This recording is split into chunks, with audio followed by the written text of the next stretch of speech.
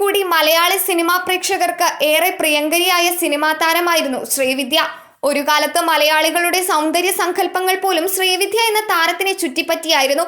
എന്നാൽ മികച്ച അഭിനേതാക്കളുടെ പട്ടികയിൽ ഇടം നേടിയിട്ടുള്ള ശ്രീവിദ്യ പക്ഷേ അകാലത്തിൽ നമ്മളെയെല്ലാം വിട്ടുപിരിയുകയായിരുന്നു. ഇതിനിടയിൽ ഒട്ടേറെ വിവാദങ്ങളും അവർക്ക് നേരിടേണ്ടതായി വന്നു. ഇൻഡസ്ട്രിയിലെ മുൻനിര താരമായിരുന്നിട്ട് കൂടി പലപ്പോഴും ശ്രീവിദ്യയുടെ വ്യക്തിജീവിതം അത്ര സുഖകരമായിരുന്നില്ല. ഒട്ടേറെ പ്രതിസന്ധികളെ തരണം ചെയ്താണ് അവർ അഭിനയ ജീവിതം മുന്നോട്ട് കൊണ്ടുപോയത്. പ്രണയബന്ധത്തിലെ വിള്ളലുകളും വിവാഹ ജീവിതത്തിലെ പാളിച്ചകളും ഒക്കെയായി ശ്രീവിദ്യയുടെ വ്യക്തിജീവിതം സംഘർഷഭരിതമായിരുന്നു. ഇപ്പോഴത്തെ സുഹൃത്തും എഴുത്തുകാരിയുമായ റോസ്മേരി ശ്രീവിദ്യയെക്കുറിച്ചുള്ള ഓർമ്മകൾ പങ്കുവയ്ക്കുകയാണ്. സഫാരി ടിവിയിലെ ചരിത്രം എന്നിലൂടെ എന്ന പരിപാടിയിലാണ് റോസ്മേരി തുറന്നു സംസാരിച്ചത്. ആദ്യമായി ശ്രീവിദ്യയെ കണ്ട നിമിഷവും പിന്നീട് അടുത്തിടപഴകിയപ്പോൾ ജീവിതത്തിലെ കൈപ്പേറിയ അനുഭവങ്ങൾ പങ്കുവെച്ചതുമൊക്കെ ഇന്നലെ നടന്നതെന്ന പോലെ ഓർത്തെടുക്കുകയാണ് റോസ്മേരി. ഇരുവരും തമ്മിൽ അടുത്ത സൗഹൃദമാണ് ഉണ്ടായിരുന്നത്.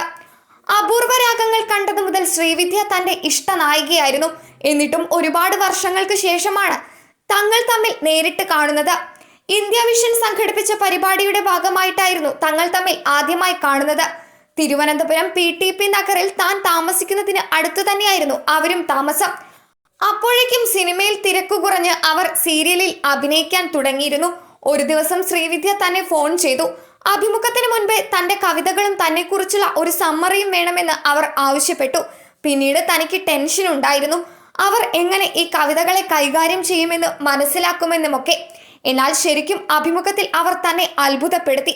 ഒരു വീടും കുട്ടികളും ഭർത്താവും ഒക്കെയുള്ള ഒരു ലോകം അവർ എത്രയേറെ കാക്ഷിക്കുന്നു എന്ന് തനിക്ക് മനസ്സിലായി. അന്ന് തങ്ങൾ ഏറെ നേരം സംസാരിച്ചു. തന്റെ വീട്ടിലേക്ക് വരണമെന്ന് പറഞ്ഞു. എന്നാൽ തിരക്കുകൾ കാരണം തങ്ങൾക്ക് പിന്നെ കാണാൻ കഴിഞ്ഞില്ല. എന്നാൽ 2 വർഷത്തിന് ശേഷം മറ്റൊരു പരിപാടിയിലേക്ക് തന്നെ അവർ ക്ഷണിച്ചു. സിനിമാ താരത്തിന്റെ പ്രൗഢമോ ആർഭാടമോ ഒന്നുമുള്ള വീടായിരുന്നില്ല ശ്രീവിദ്യയുടേത്. അമ്മയുടെ മരണം വിധിയെ വല്ലാതെ ഉലച്ചിരുന്നു. അതൊക്കെ ആളെ ആകെ തകർത്തു. ലോകത്തിൽ തനിക്കിന് ആരുമില്ലല്ലോ എന്ന ചിന്തയും വന്നിരുന്നു. പൊട്ടിക്കരഞ്ഞ് രാത്രിയൊക്കെ ഉറക്കമില്ലാതെ ആവുന്ന സ്ഥിതിയിലേക്ക് എത്തി. അന്ന് ഗണേഷ് കുമാറാണ് തന്നെ വിദ്യയുടെ അടുത്തേക്ക് കൊണ്ടുപോയത്. ക്ഷീണിതയാണെങ്കിലും അന്ന് വിദ്യ ഒരുപാട് നേരം തന്നോട് സംസാരിച്ചു. കമലുമായുള്ള പ്രണയവും അത് തകർന്നതിനെ കുറിച്ചും പിന്നീട് ഒരു മലയാള നിർമ്മാതാവിനെ വിവാഹം കഴിച്ചതുമൊക്കെ ശ്രീവിദ്യ പറഞ്ഞു.